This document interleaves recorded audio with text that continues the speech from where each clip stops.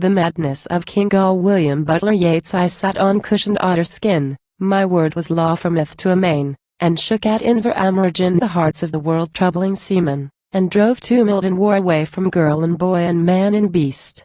The fields grew fatter day by day, the wild fowl of the air increased, and every ancient Olaf said, while he bent down his fading head, Amperson quo! He drives away the northern cold. Aye, they will not hush, the leaves are flutter round me, the beech leaves old. I sat and mused and drank sweet wine. A herdsman came from inland valleys, crying, the pirates drove his swine to fill their dark-beaked hollow galleys. I called my battle-breaking men and my loud brazen battle cars from rolling vale and rivery glen, and under the blinking of the stars fell on the pirates by the deep, and hurled them in the gulf of sleep. These hands won many a torque of gold. Aye, they will not hush, the leaves are flutter round me, the beech leaves old. But slowly, as I shouting slew and trampled in the bubbling mire, in my most secret spirit grew a whirling and a wandering fire. I stood, keen stars above me shone, around me shone keen eyes of men. I laughed aloud and hurried on by rocky shore and rushy fen.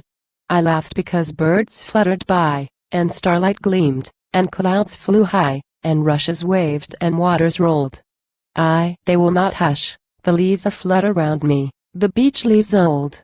And now I wander in the woods when summer gluts the golden bees, or in autumnal solitudes arise the leopard-colored trees, or when along the wintry strands the cormorants shiver on their rocks. I wander on, and wave my hands, and sing, and shake my heavy locks. The grey wolf knows me. By one ear I lead along the woodland deer. The hares run by me growing bold. Aye, they will not hush, the leaves are flutter round me, the beech leaves old.